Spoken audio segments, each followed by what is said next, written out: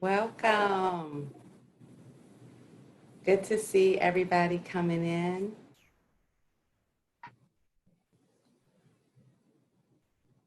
Hi, Annalisa. Hi, Sharon. I'm looking forward to it. Good to see you. And hi, Leslie. I saw you earlier in the mental health session. Good to see you. Yeah, I enjoyed your comments. Thanks. I'm going to kind of let the numbers rise a minute because I think some folks are coming in. Just give them about 30 seconds to a minute to everybody to get in.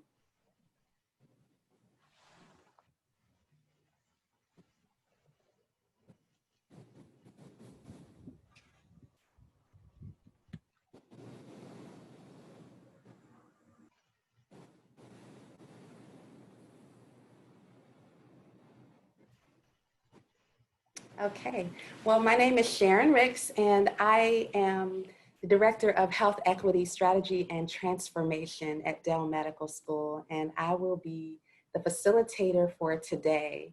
And so my job as facilitator is basically to be the air traffic controller. I will make sure that we launch the discussion, we ask a starting question, and then allow you all to weigh in and kind of fly the plane and decide where we go and what we come up with. And we're gonna divide the session into two parts.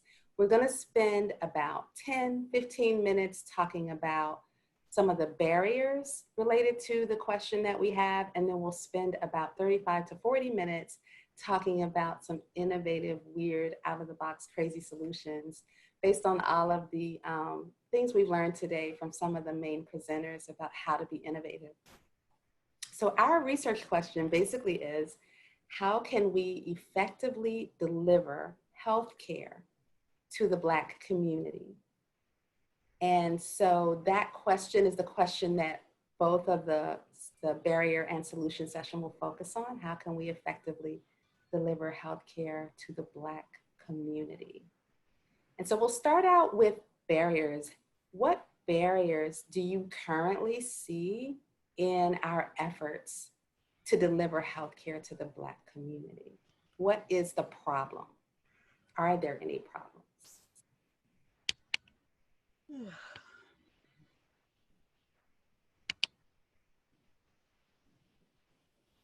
Stigma of the Black community being used for healthcare test trials. Are you talking about the history of using the Black community for trials is kind of a deterrent? Correct. Yeah, I think trust is huge. I was even thinking about the color of doctors' jackets. And even though it seems like a silly thing, what effect does that have on the community?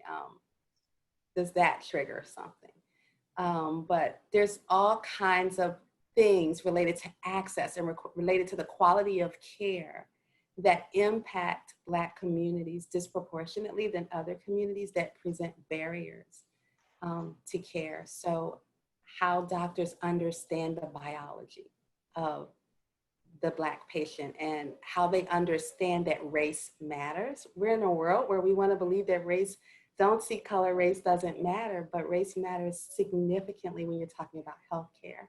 So it impacts biology and it impacts the lived experience and the stress levels and the burden of disease and all of that. So there is a lot to say, Jerry, to what you're saying about just that history and that trust. I think perhaps, I'm sorry, go ahead. I was just going to say there's also a terrible shortage of Black healthcare professionals. And, you know, there are recent studies that show that when Black doctors see patients, the health outcomes are better.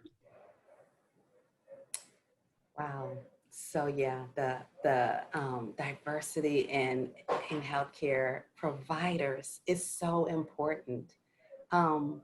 So that when you are in the room with the provider, you feel like maybe you can be understood, maybe you can be more open, maybe they understand you better, maybe the conversation is more frank and honest, maybe they understand all of the things in your background that impact your healthcare that maybe someone else wouldn't. So I think it is very important to think about diversity in providers. And Gregory, I know you were going to say something too. Yeah, well, Leslie, you stole my thunder. I was going to say, and by the way, I'm a 62-year-old white physician, and what I was going to say was that more important than that white jacket is the fact that the doctor is probably white too, and you know, as much as I think some of us try very hard to be conscientious of our cultural differences and backgrounds, it's very difficult. You know, we in many ways don't have that shared experience.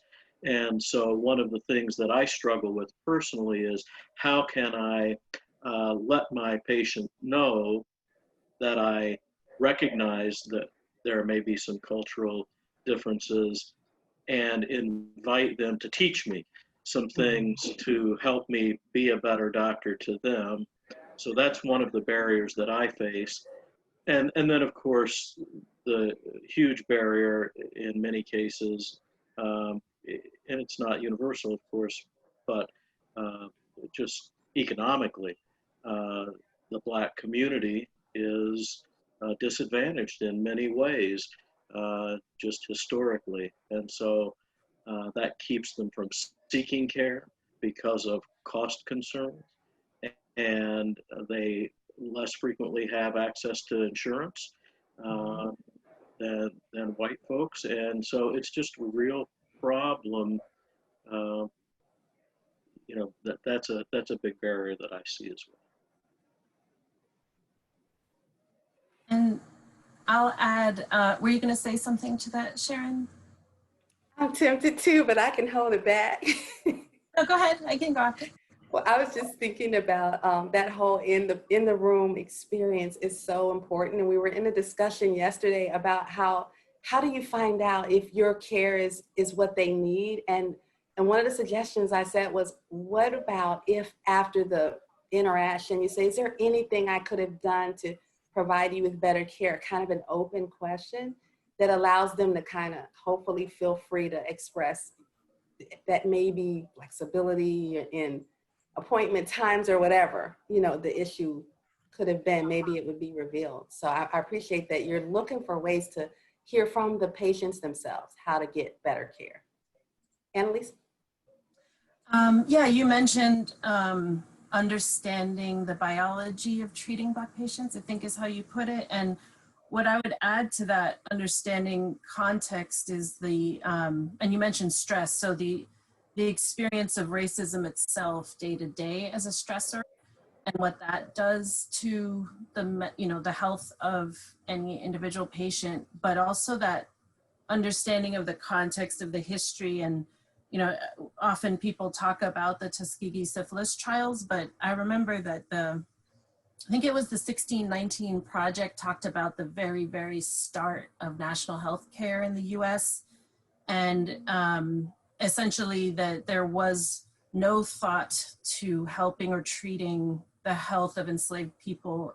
And immediately after slavery ended, no thought to actually helping or treating the health of Black people who were then freed. And so there was a whole history of Black physicians creating their own med schools and national organizations and having to really push into the field.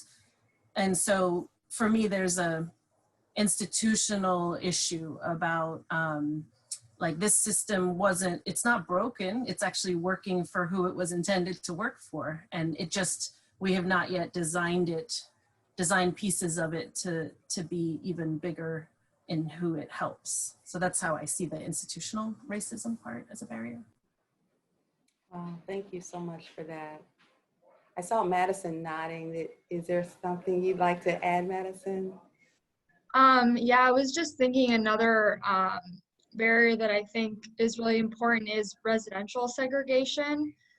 because where you live can really impact your health and what resources you have access to, whether you have a green space right directly in your community, or access to healthy food, or access to medical offices or community resource spaces that have educational materials available to the community.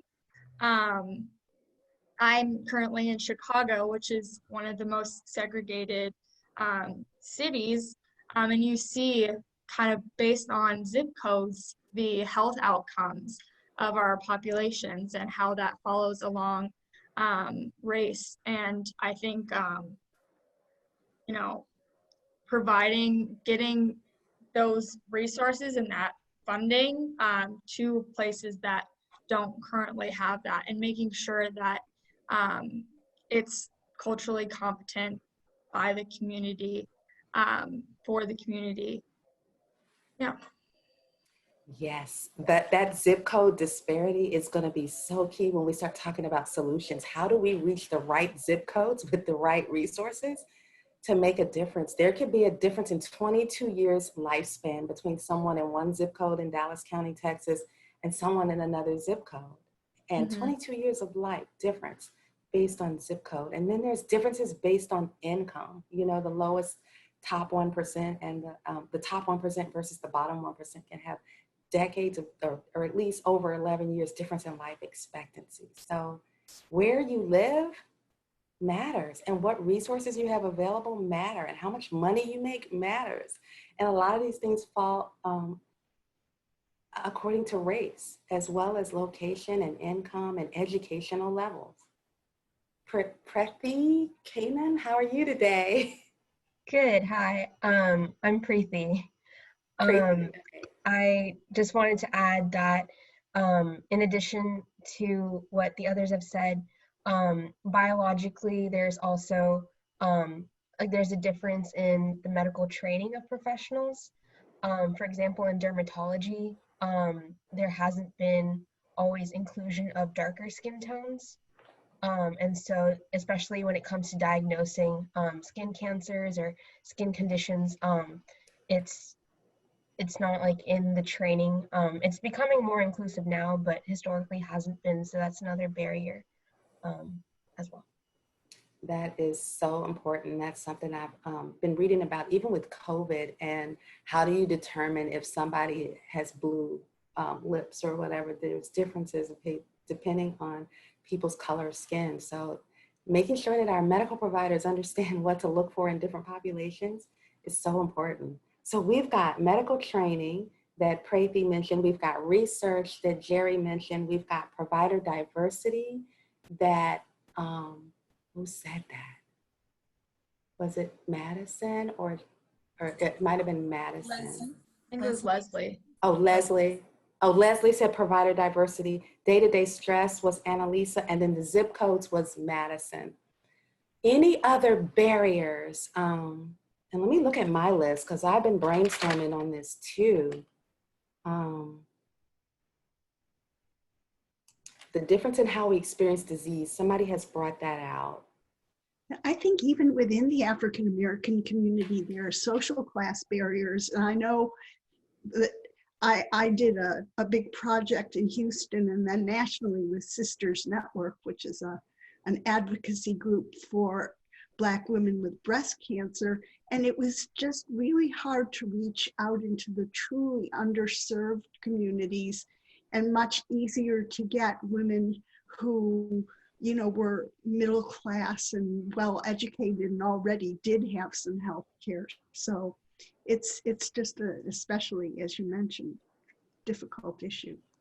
Definitely social class barriers. And then you remind me of culture and religion and faith, and understanding that for Black people of faith, healthcare might be seen as a cop-out from trusting and believing that your health is going to be taken care of, you know, supernaturally or through other means. So there's also that understanding the culture when you're talking to a person who who is Black or African American.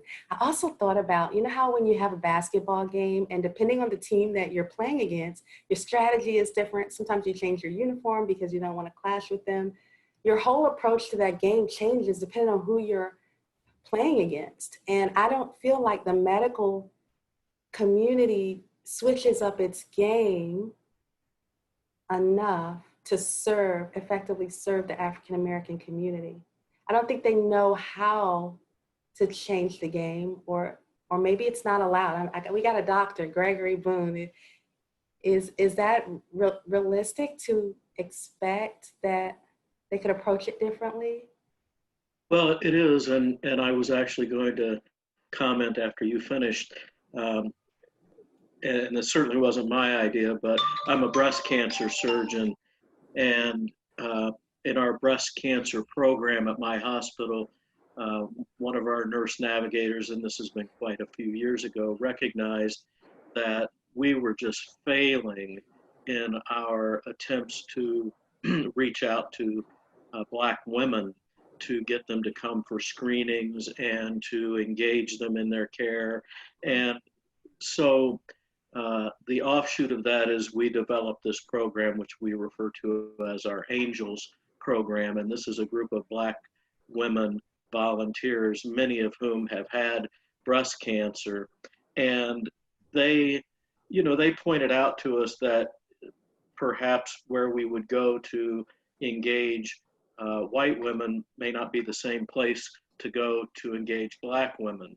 And they pointed out to us that, you need people like us out in the community, in our beauty shops and at our churches, as you mentioned, because again, I think there is a difference in how faith plays a role in your healthcare, and reaching out to have and place these ladies in their own communities, in their churches, to say, hey, part of God's plan is that these physicians and nurses and healthcare providers have been placed there at God's will to help you. And so to reach out in these sort of less conventional, in perhaps my white way of thinking of things, places to engage women, to get them into the system, to get them screened, to get them treated.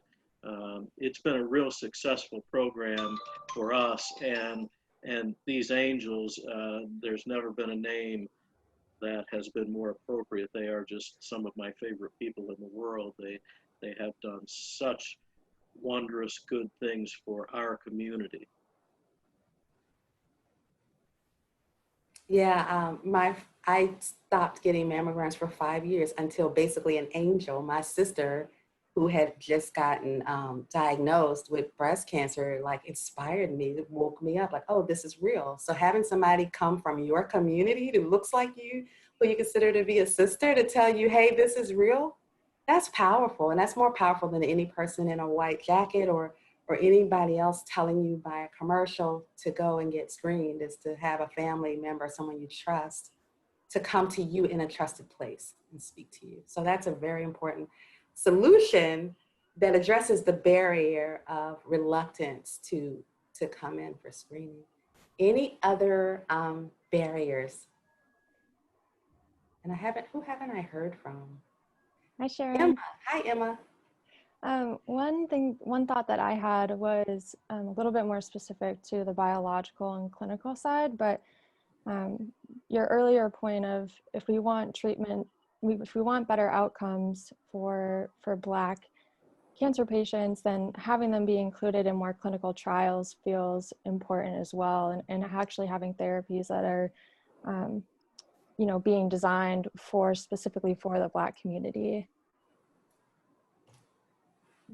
Yeah, I think that's real important. I've read that their cancers can be start younger. They can be more aggressive. They can be triple negative, which I was reading about.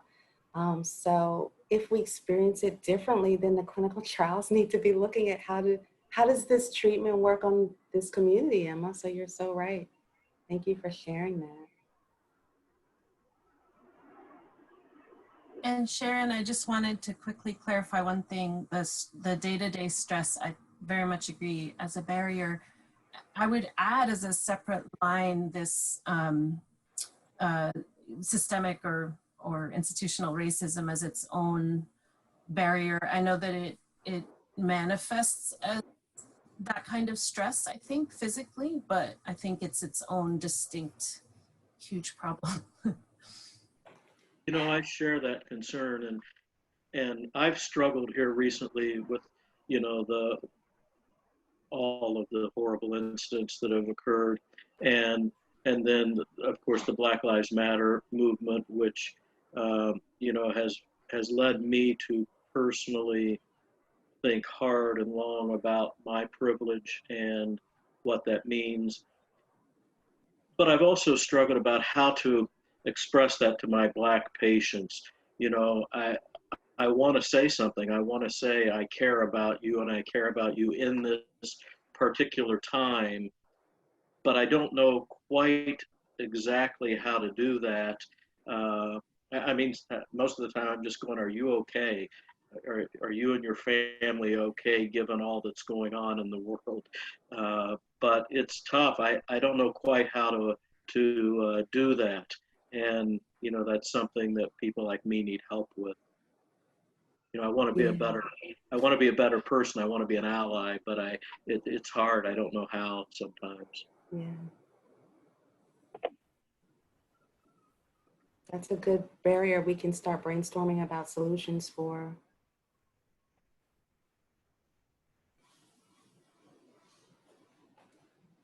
I think another barrier, and I think this is kind of touched on, but in terms of accessing health insurance, when we think about in this country where we get our health insurance from our employers, and the lack of economic opportunity and employment opportunity, or when we experience massive layoffs, which we have this year with um, 30 million people on unemployment benefits and then losing health insurance.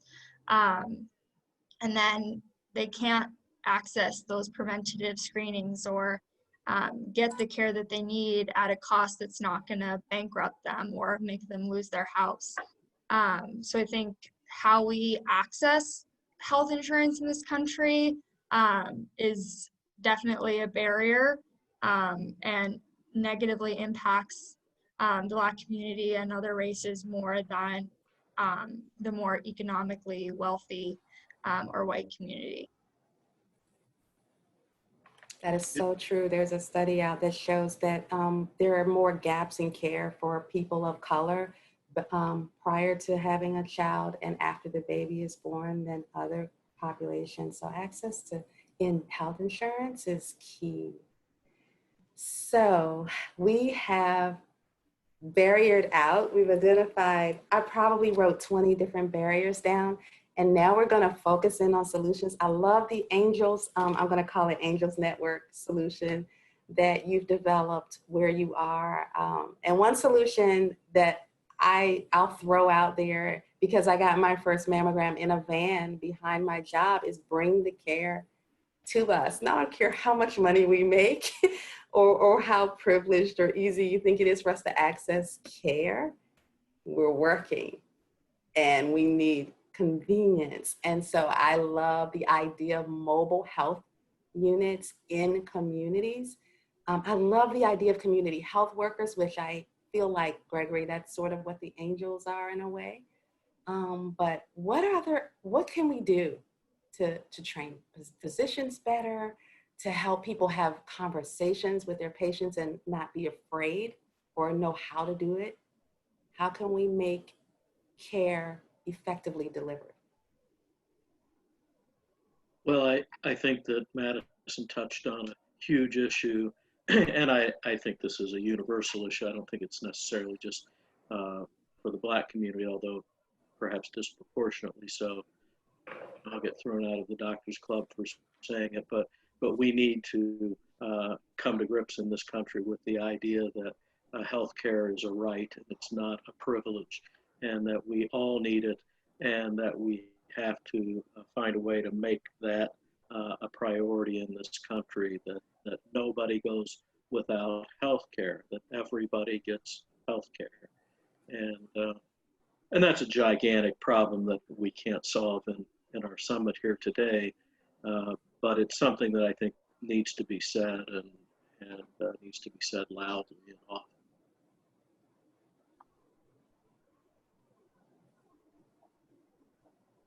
So the mindset of the nation needs to shift to understand this essential human right to have health care. And then the financial systems or the insurance policies need to shift following that to make that a possibility, the way we pay for healthcare. I very much agree, and I'm smiling just because it's like, no big deal, just shift it. Make everyone think differently, which would be awesome. And those are huge, big things, and that's okay, because we can also come up with some small, little, no-cost ideas during every doctor visit. What could be different? How can we be better armed as patients to come into the room? Maybe doctors want us to say things we don't say. I told my doctor, I feel like I'm on a stage. My pressure is sky high, and I want to Zoom with you because I'm terrified about this appointment. So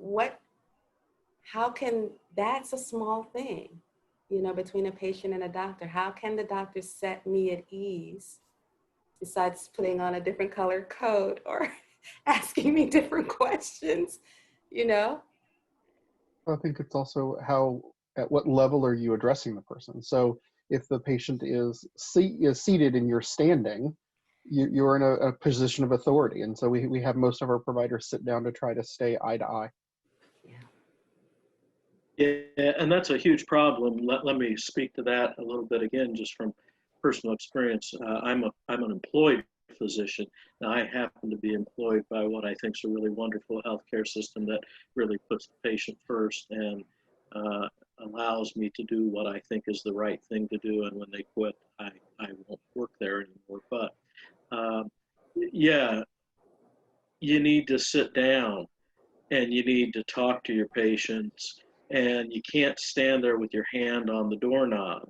And there's a lot of pressure to stand there with the hand on the doorknob because the way reimbursements have changed through the years. And again, I'm an old guy, so you know I used to get paid a whole lot more when I was a kid than I do now. And reimbursement says, see a lot of people. If you don't see a lot of people, you're not going to make very much money. So there's a lot of economic pressure on providers to not spend much time with your patients. But obviously you do yourself and your patient a huge disservice by doing that. And I think it's important to teach young doctors in training in medical school how to sit down and have a conversation with the patient. It's not a checklist of questions. I mean, checklists can be helpful. They can facilitate your conversation, but they can't replace it. And conversation is the key. The patient needs to be able to tell their story to you because their story will reveal the problem most of the time. If you listen, that's your ears are probably your most valuable tool as a physician. But that has become less valued. And so I think our reimbursements system is a harmful thing. Makes it tough. Mm-hmm. Not to mention the electronic health records. So most healthcare professionals are spending their appointments typing on a computer with their back to the patient instead of looking at them. It's funny, I don't do that personally. I know some people do it and some people have scribes that do that. I do all of my stuff after I've seen the patients, in between patients, or at the end of the day. And I actually personally find some value in the electronic medical record. I'm one of the few doctors who actually kind of likes it. It doesn't get utilized the way it should be to make it really effective. The government should have mandated that everybody uses the same system so that when I come visit you down in Houston, I think you said maybe, you know, if I get sick in Houston, they can access my records in Ohio. That would have been more valuable than the way we've done it. yeah, too often you're right. The doctor sits there and types into a computer and doesn't listen to you, and that's really terrible. It's really a bad thing. And we try to encourage our providers to include the patient in reading the chart with them on the computer. That way, because it is their health record. We may be the custodians of it, but to encourage the interaction with the EHR. So it's not a mystery of what's going on. One more diversity issue is that hospitals are very hierarchical places, and you can often tell by who somebody is and how high up they are in the hierarchy, not only by the cut of their jacket or whether they're wearing scrubs or their name tag, but people of color in hospitals are disproportionately, not at the top of the hierarchy, and I think that sends a message as well. You also mentioned the economic pressure to see higher volume of patients, and it makes me think about the how money reflects what we care about, budgets or reimbursements and all of that. And I think that the idea about the community outreach people, in your case, the volunteer angels group, one really common theme I've seen over the years is that often that work is so central to the healthcare being successful because it brings people in and allows them to trust that it can help them, and then they get the improved health, but it's not directly supported by the system of the money. And so I actually think what would be a huge help is putting money and actual resources into valuing the time of the people who actually are the only ones, if we are looking at it in that frame, the only ones who could do that work, the only ones who are in the community. And obviously some doctors live in their community too sometimes and all the rest, but if it as a overall structure, if we value that, we should be paying them for it. Because I think the question of who even has time to do volunteer work would limit automatically what we get out of a program like that, which seems really core and important. Yeah, I don't think I'm almost positive our volunteers don't get paid anything, which makes them even more angels than than they would otherwise be, because they really do spend a lot of time. I mean, I see them all the time in the hospital doing things, and outside of the hospital they do even more. Yeah. But It'd be yeah, great if every community had that. Yeah. Oh my goodness, we're so lucky. I am so privileged and blessed to have these amazing ladies who do this kind of work for us and help us out. What do you all think about the data collection? I was just thinking about when my husband went to the emergency room, he has kidney failure, and when he came back home, I looked at all the charts and it said white male. And I'm like, who decided you were a white male? You're not a white male. And did they guess? And I don't know, but I feel like that plays a role, because if you don't know what the race is of the person you're serving, how can you gather enough data to help you make decisions about how to better serve a population? So I don't know a lot about how that data is collected on site, if they just look at people and guess. But I think data is important. If we want to improve how we care for a certain population, we need to know who they are and what kind of outcomes they're having.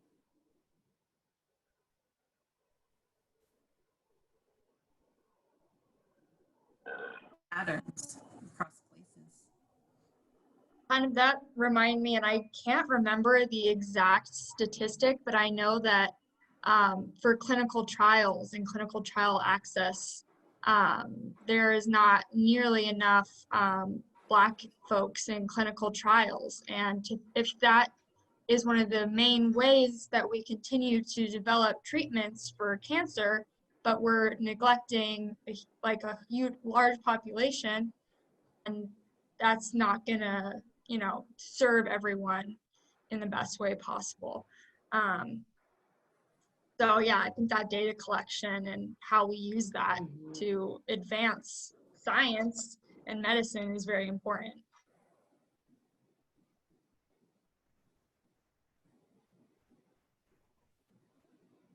Demetria. It's definitely very important, but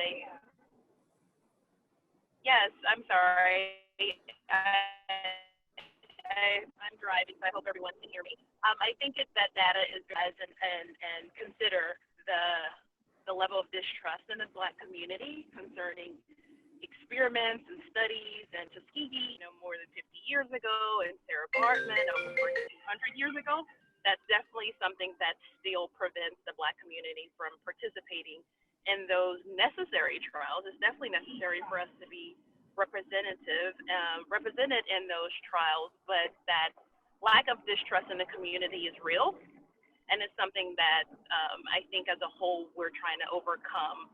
And even though those incidents are more than 50 years ago and there's protocols in place and clinical protocols and procedures in place to prevent that type of disparity happening, but we just have to recognize that. Yeah, I spent 6 years of my life working at National Institutes of Health in Bethesda, and so I totally understand it. We can't get the data from clinical trials, then we can't decide what best treatments for different issues. And so the trick is, how do you motivate individuals to participate in, and I think it's like using people like angels, people who are trusted communicators in that community who can vouch for the legitimacy of a trial, the purpose of that trial, show people of color, like Leslie was saying, at the highest levels of that study, the principal investigators and the people participating, and make sure you come back to that community with solutions. So don't just use, I like the community-based participatory research where you don't just use communities to get what you need for your next paper, but you actually leave something of value with that community when that trial is over. It's also, I think that's a huge point that you made, is that people have to step out there and start pushing that conversation. I actually attended a major historically Black college or university, and the presidents of two of these universities stepped forward to participate in COVID trials, and sent out a letter to alumni recently. And it was quite surprising that institutions who graduate African Americans that attend medical school, and nurses and pharmacists and people that are in the sciences involved with clinical studies, and PhDs and MPHs and all of these, African American folks that are representative in the scientific community, the STEM community, it was like a 50-50 kind of 50% were for them participating in the trial, and then the other half of them were like, well, remember Tuskegee or remember Sarah Bartman. And I'm like, wait, don't you guys have PhDs and MDs and MD PhDs and all of these MPHs and all of these degrees? Yet them stepping out, the university president stepping out and being a part of it, was still seemed kind of raw to half of the community. So I think just really recognizing that is still an issue, and it's still relevant, is important.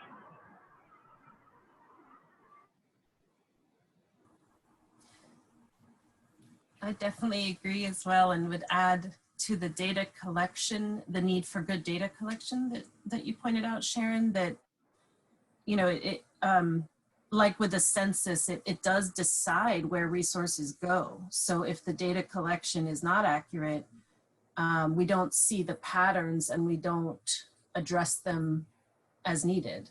And I think about the COVID outcomes of the higher death rate with Black folks in the US. And if the data was messed up in some way, maybe it is, but even if we knew that what we understand right now is absolutely true and the data wasn't reflecting it, it would be that much harder to actually address it. So I guess I'm just agreeing on the data collection piece. Yeah. Something I wanted to add is not only should we be thinking about going out into the community, but also inviting the community to the table and making sure that they have a voice in the decisions that are being made. So whether that's hiring people at the higher levels like Leslie said, or if that's inviting community leaders such as business leaders or religious leaders to also have an input on how their community would be impacted or affected by a particular solution. I think that's really important as well. I love what you just said. And it is essential. And I think sometimes we take the easy way out and we allow people to say they represent the Black community just because they happen to have a talent with music or be a political figure, have brown skin and be well known, but you haven't asked the people that live in the community that you're serving, what do they think about this? So I totally agree with making sure they have a voice at the start. We've been trying to do that with research. Make sure that if you want to do equitable research, that you include the community that you want to support at the table when you design the study, when you design the questions.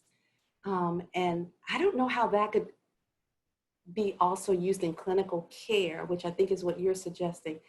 But maybe it would be a focus group with Dr. Gregory at Boone and other docs and the community to tell them how you might want to talk to us. Because one of the issues is, how do I ask you how life is, and how do you want to engage with me, and what makes you comfortable? So maybe there's a way to get a sounding board for hospitals.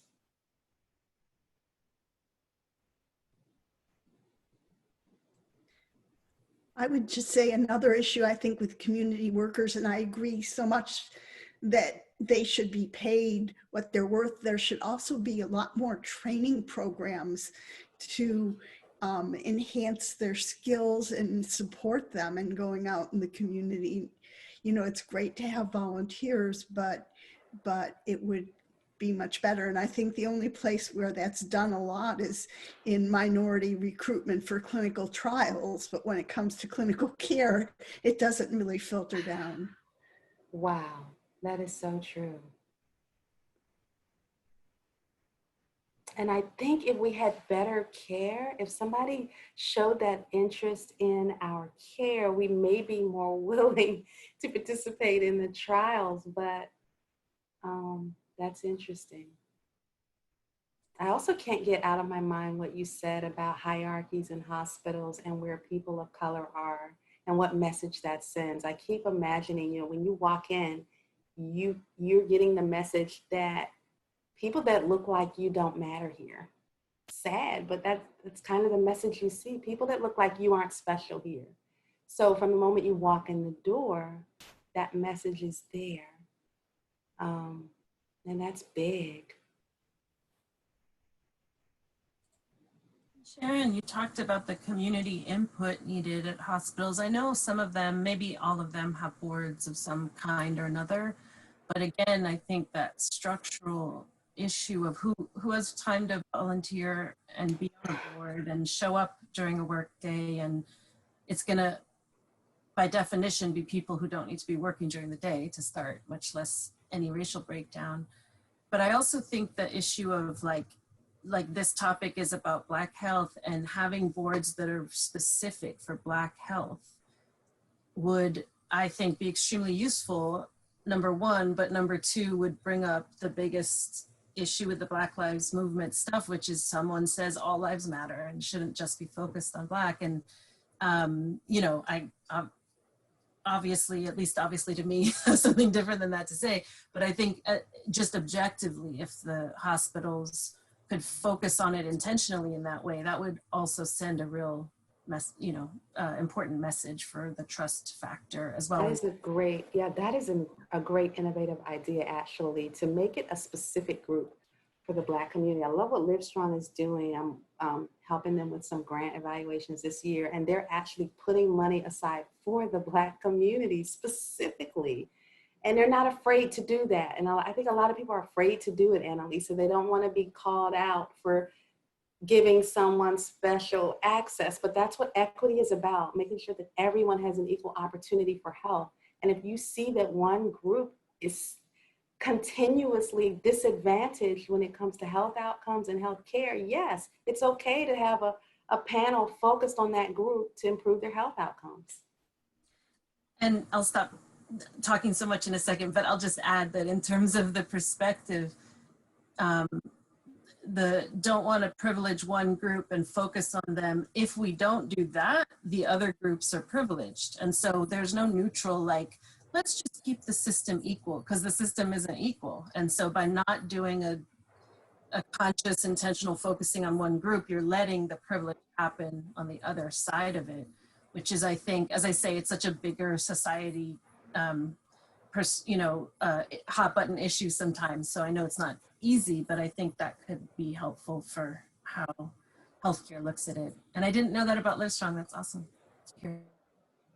I totally agree with you, Anna and Sharon, because it's really up to our organizations to step out and say, here's the facts, here's the statistics, and here's why creating these different groups or panels or forums, or in the case of my organization, support circles for specific communities, because these statistics show that these communities are disadvantaged for certain in certain healthcare instances, and regardless of what the community backlash may be. We launched a group targeting African American women just a couple of months ago, and the response, people who, as you were saying before, that saying, well, all lives matter, was really alarming to us, because we launched it and spoke to all of the facts and the statistics that support the need for the group.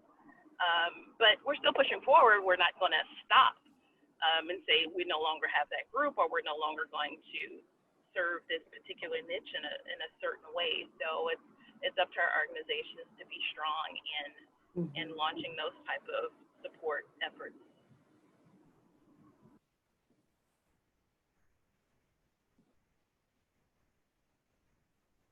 Anybody been quiet who would like to, Jerry, you've been quiet for a while.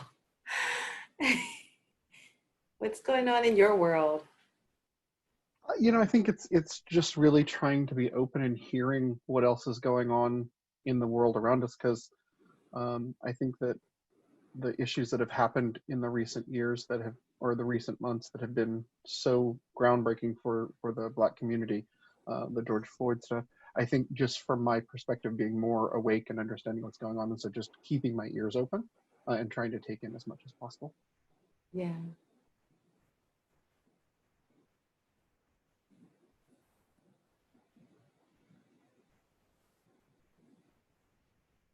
So we've got some great innovative solutions. We talked about just changing the mindset basically of the nation, that healthcare is a right, not a privilege, addressing the disparities in access to health insurance, sitting down in the office, eye to eye, don't put your hand on the door, don't be in a rush to leave, have a conversation with the patient, which I thought was really cool. I was even thinking, ask them how they got there. You'd be amazed at how many people took 3 buses or had to call their sister to drive to spend the night with them to take them to the doctor. And if you knew what it took for them to get there, you might understand their stress level, because it was a feat for them to get to the office to sit in front of you. Let them tell their story, and maybe a little question like, how'd you get here, or anything, what'd you have for dinner? I don't know. The payment system seems to reinforce the problems in providing quality care. It sounds like you've got to do it quickly and you've got to get out.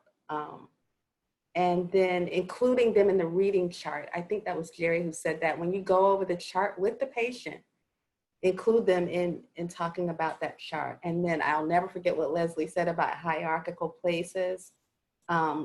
Annalisa, money reflects what we care about. Putting money into community health workers is a great idea. Inviting communities to the table. Somebody said that. And then training for community health workers is important as well. I was thinking about technological approaches. And I say that with caution because I know from personal experience, when we had some kind of a scale in our house or a blood pressure monitor that was connected to the doctor's office, he would say, I'm not using that one. because I have to make sure it's good. You know, I have to check on my own before I use the one that's going directly to the doctor's office. So there's a reluctance to be too connected to the doctor's office, but I also understand that we can't always get there and we can't always check in, and we may not even feel as comfortable checking in as other communities. So if there was a way for us to do it in an app, or maybe there's some innovative solution there that we haven't thought of. I think one of the things we're trying to do with those stories that you were talking about, you're taking 3 buses or whatever. So we've been doing some outreach with our patients and our providers. And we're actually taking those stories and we're writing them on clings that we're putting on the ground before you walk into the exam room. So we have an offstage, onstage models where we have an area where the providers and the staff are that is not seen by the patient, but it gives us a chance where they can stop and stand on a story and think about the patient, what that patient's experience was to get them to that room. So it's something physical that they have to actually look at every time they go into that exam room. I think it just kind of creates a moment for you to presence and walk into that room, whether it be an MA walking in the room, whether it be a social worker, behavioral health person, whatever, just to come in and realize who your patient is and what it took them to get there. Wow, that's awesome. So they're actually clings on the floor, and when you stand on them, you can see the story? It's just kind of a, you know how you had to stand here 6 feet apart? You know, Oh, yeah. everybody's got those kind of plastic clings or tape that kind of goes to the ground. We did that. We had a printer print them with stories, not really long stories, but short stories that you could read. I love it. We changed them out from time to time, and we put them in front of the exam rooms so that our providers and our staff, before they walk in that room, they have a chance to stop and think about, who is it that I'm engaging with? And I'm not just looking at a computer. I'm not just looking at just anybody. It's a human being that we're touching. And maybe I worked at, I didn't tell you all everything about me, but I worked at the U.S. Department of Health and Human Services for most of my 25 years. And the national, there's a campaign that we did around Million Hearts for blood pressure. And I was thinking about how we had heart champions around the nation who, if they could get 70% of their patients to have the right blood pressure, they would be recognized. And I was thinking about how you brought out how the system is perpetuating the problem. And maybe if there were contests or something that inspired them to improve care for the Black community in some way, you know, maybe make it a reward so that they're motivated to provide better care.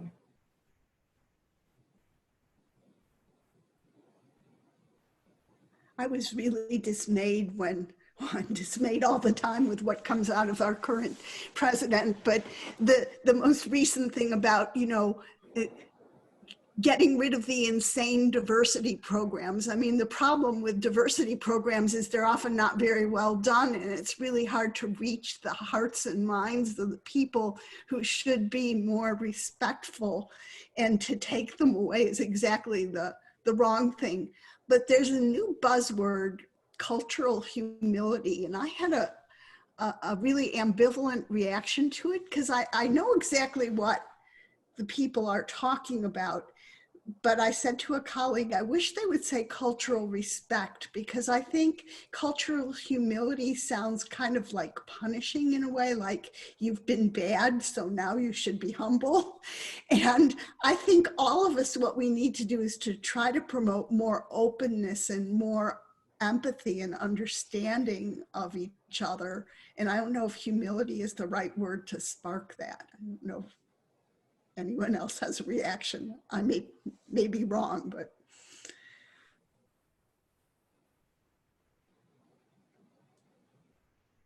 I just, go ahead. I was just gonna say, I think that's a good point, because words definitely matter, and I think to like kind of spark that approach and to get people thinking about it, you need a word that like doesn't sound similar to humiliation. Sorry, like That's true. which, you know, like that could be like something that is like that people initially think of, which is not like what we want to promote or do. So yeah, I think that's an interesting point. I never thought about that before. Words definitely matter.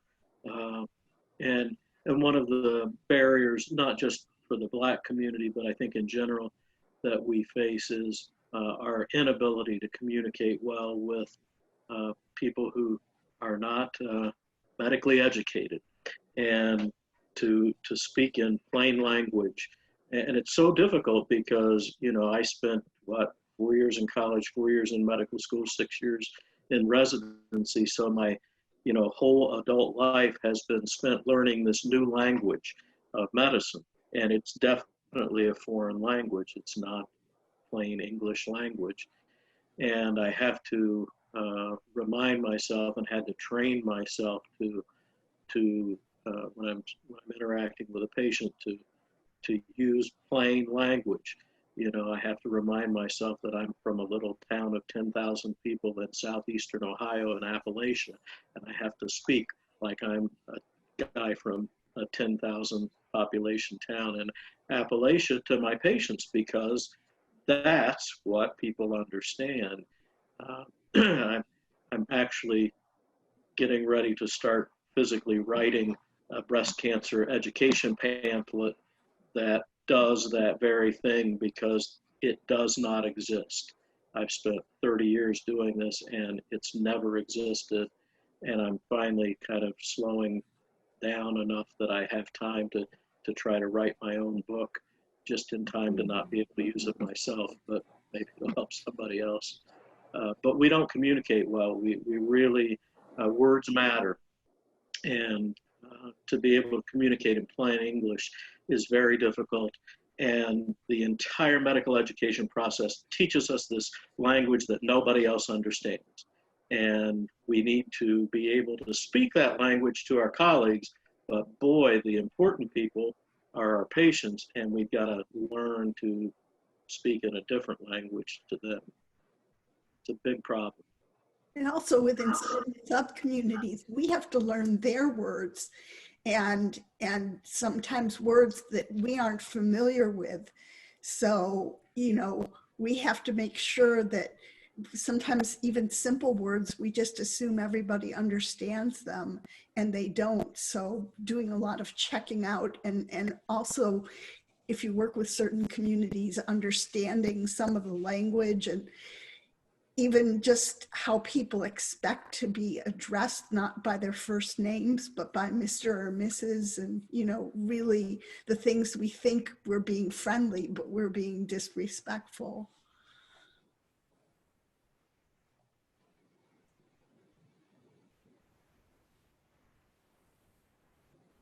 I love that focus on plain language. When I was at NIH, that was something I had to take all of those complex studies and turn it into something my 80-year-old mom could understand. And that's what's needed. Otherwise, it's useless. It's literally something that has to be translated before the person can get it. So I so appreciate that you're taking the time to think about that, Greg.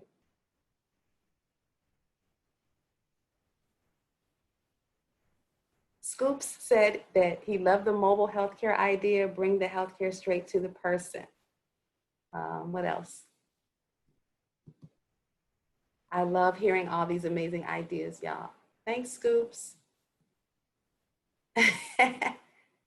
So I am loving this. We've got 1 minute left. I have all the ideas down. I think they'll do a highlight reel at some point to share sort of some of the best ideas that came from this session. If you want to connect later, I believe all of our email addresses are going to be provided to you by Livestrong.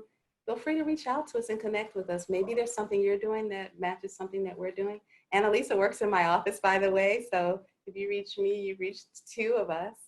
And we're just, you know, excited that there's a group of people out there who want to improve healthcare for the Black community and are thinking of innovative ways to do it.